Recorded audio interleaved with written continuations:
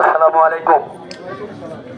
Anti crime Mirpur model থানা আজকের এই আলোচনা সভায় উপস্থিত আমাদের মডেল থানা তদন্ত ওসি সাহেব, সাজ্জাদ সাহেব উপস্থিত আছেন। আমাদের 7 নম্বর বিডের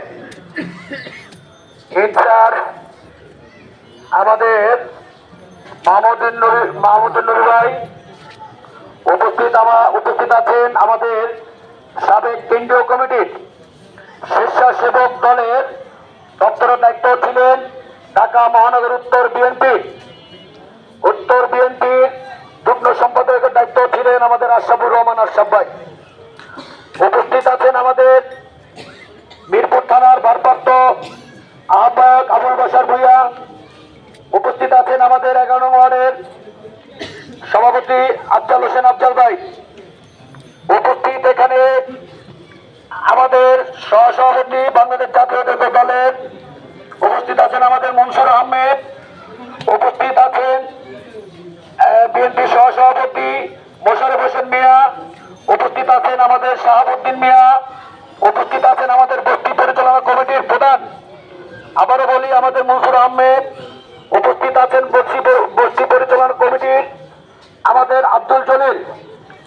উপস্থিত ইউনিট বিএনপি ও ইউনিট অঙ্গ সংগঠন ও বিভিন্ন ওয়ার্ড থেকে ইউনিট থেকে আগত। উপস্থিত আছেন আমাদের মিরপুর থানার স্বেচ্ছাসেবক দলের সংগ্রামী সদস্য সচিব রুস্তম আলী ফরাজি। উপস্থিত আছেন আমাদের 11 নং ওয়ার্ড বিএনপি 11 নং ওয়ার্ড স্বেচ্ছাসেবক দলের সংগ্রামী আহ্বায়ক কামাল আহমেদ। উপস্থিত ইউনিট সেক্রেটারি সাংগঠনিক অনেকেই আছেন, অনেকের নাম আমার মনে নাই। যদি আমার ভুল ত্রুটি হয়ে যায় তাহলে আপনারা আমার দৃষ্টিতে দেখবেন, আমাদের সময় শর্ট। আমি আজকে এই সভা উপলক্ষে একটি কথাই বলতে চাই।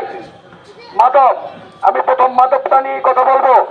আজকে এই মাদকের জন্য যুব সমাজ ধ্বংস হয়ে যাচ্ছে। এখানে যারাই বসে আছেন আপনারা সবাই যার যার ছেলে সন্তানদেরকে সাবধান করবেন মাদক থেকে বিরত থাকার জন্য। যারা মাদক বিক্রেতা জড়িত আছেন, যারা মাদক সেবনে জড়িত আছেন, আমি তাদেরকে বিনীত অনুরোধ করে বলবো আপনারা সতর্ক হয়ে যান। না হলে আমরা এলাকার মুরব্বীদেরকে নিয়ে প্রশাসনের সহযোগিতা নিয়ে আমরা করলাম এটা আমরা দমন করব। আমরা চাই দমনের আগে আপনারা দমন হয়ে যাবেন। 5ই আগস্টের পরে আপনার এখানে দেখা গেছে অনেক লোকই বিভিন্ন অপকর্মের সাথে জড়িত ছিলেন, বিভিন্ন ঝামেলার সাথে জড়িত ছিলেন। তারা এখনো এই এলাকায় বসবাস করেন। তো এমন কিছু করবেন না, কোথাও জম্পা জমিয়ে গ্রুপিং জমিয়ে কোনো বিশৃঙ্খলা করার চেষ্টা করবেন না। আপনারা যদি কোনো বিশৃঙ্খলা করার চেষ্টা করেন তাহলে আমাদের এখানে প্রশাসনিক ভাইরা আছে, আমরা তাদের সহযোগিতা নিয়ে আমরা এটার ব্যবস্থা নিব। আমি একটি কথা না বললি নয়, আমাদের এটা হচ্ছে কল্যাণপুর পরবর্তী। আসলে এই নামটা বলতে আমার নিজেরও লজ্জা হয়, কেননা আমরা এই জায়গাটার নাম এখন কলোনি দিয়েছি। আমরা কলোনি হিসাবে এই পরিবেশ দেখতে চাই আপনাদের কাছ থেকে। 5ই আগস্টে, 4ই আগস্টে, 3ই আগস্টে যারা মিরপুর 10 নম্বর লাঠিসোঁটা নিয়ে গিয়েছেন, অপকর্মের সাথে জড়িত ছিলেন, তাদেরকে এই গণ পরিবেশের মাধ্যমে তাদেরকে জানিয়ে দিতে চাই আপনারা সতর্ক হয়ে যাবেন।